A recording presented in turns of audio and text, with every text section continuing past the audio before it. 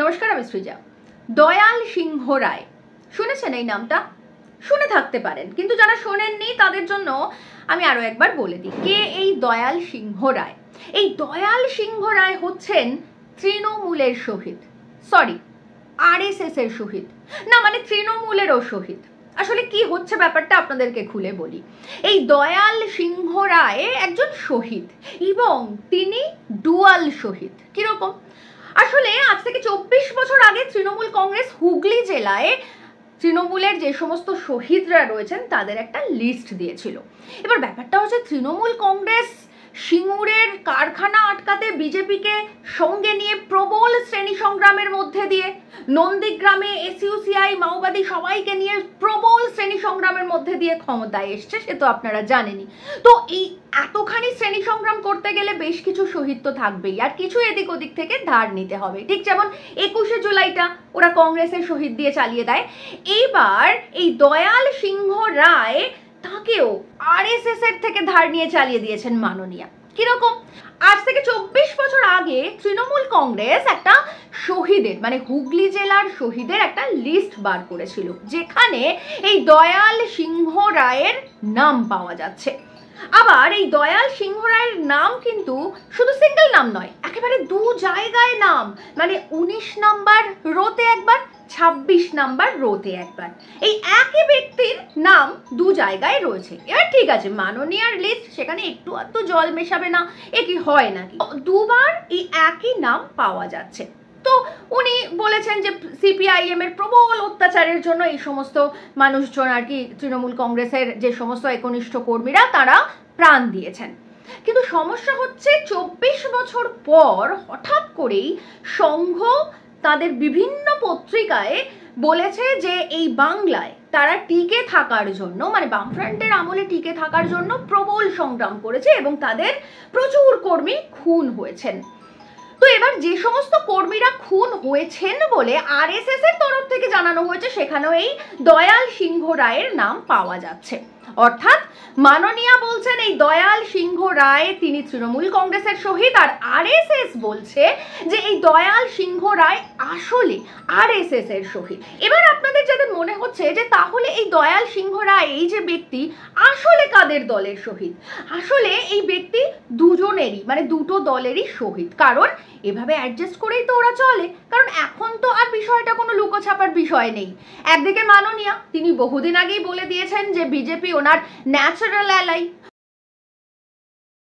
But you're also saying it's possible that sometime in the future you could return to the National Democratic Alliance. You're leaving that very open. Yes, of course, the option is open. The door is political party, you have to see that according to our manifesto, the common manifesto, and they are all natural allies. You know, we cannot support this CPM. They are your natural allies. Yeah, because they are all natural allies. They are all natural allies. They are all natural allies. উনি কিভাবে বলেছিলেন যে বিজেপিকে ফ্রন্টে এনে লড়বো, সে তো আমরা আমাদের এ রাজ্যের সব থেকে বিখ্যাত দৈনিকে দেখেছিলাম সেই হেডলাইন। আর কদিন আগে শ্রমিক ভট্টাচার্য তো একেবারেই ক্লিয়ার করে দিয়েছেন কিভাবে লেবার রুমে লেবার পেন সহ্য করে বিজেপি এই তৃণমূলের জন্ম দিয়েছে। সুতরাং এই প্রশ্ন, মানে এই দয়াল সিংহ রায় আসলে কাদের শহীদ, এটা নিয়ে আর প্রশ্ন করার কোনো জায়গা থাকে না, কারণ বিজেপি বা আরএসএস এবং তৃণমূল কংগ্রেস আসলে একটাই দল। তা না হলে যেমন একদিকে বিজেপি কিভাবে লেবার পেন সহ্য করে তৃণমূলকে জন্ম দিয়েছে সে তো বলেইছেন শ্রমিক ভট্টাচার্য, আবার অন্যদিকে আমরা জানি 1999-তে, মানে 98-তে তৃণমূল কংগ্রেস তৈরি হওয়ার পর 1999-তে এ রাজ্যের যে লোকসভা নির্বাচন ছিল সেখান থেকে 8টা আসন মাননীয়া বিজেপিকে ছেড়ে দিয়েছেন শুধুমাত্র মাতৃঋণ বা পিতৃঋণ আর কি শোধ করার জন্য।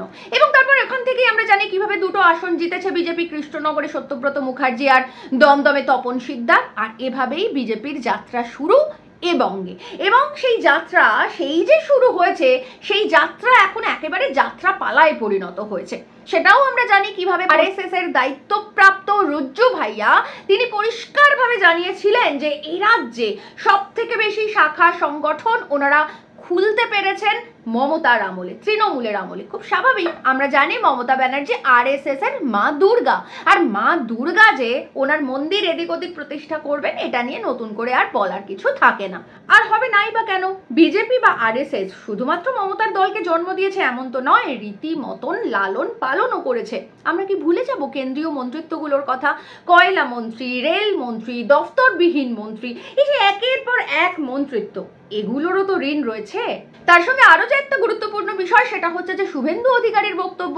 তিনি পর্যন্ত বলছেন যে উনি নাকি ছোটবেলায় RSS করতেন, পরবর্তীতে আমরা জানি উনি কিভাবে তৃণমূল করেছেন এবং এখন আবারও বিজেপিতে চলে গেছেন। আমরা জানি সুকান্ত মজুমদারের কথা, 2013 সাল পর্যন্ত সুকান্ত মজুমদার তৃণমূলের শিক্ষা সেলের হেড ছিলেন। 2013 সাল পর্যন্ত সুকান্ত মজুমদার রীতিমতন চাঁদা দিয়ে তৃণমূলের মেম্বারশিপ রেখেছিলেন।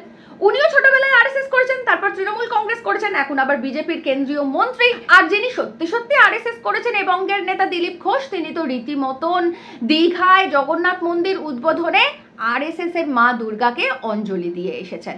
তাহলে তো বোঝাই যাচ্ছে বিজেপি এবং তৃণমূল কংগ্রেস একসঙ্গে যেমন নেতা, মন্ত্রী, কর্মী, সমর্থক এগুলো শেয়ার করে, আদান প্রদান করে, তেমন একই রকম ভাবে কিন্তু শহীদও শেয়ার করে, শহীদও আদান প্রদান করে। আর একেই বোধহয় বলে নারীর টান। আমরা রাজ্যবাসী এখন অপেক্ষায় রয়েছি শুভেন্দু, সুকান্ত, দিলীপ ঘোষের পর মমতা কবে বলবেন যে তিনিও ছোটবেলায় RSS করতেন।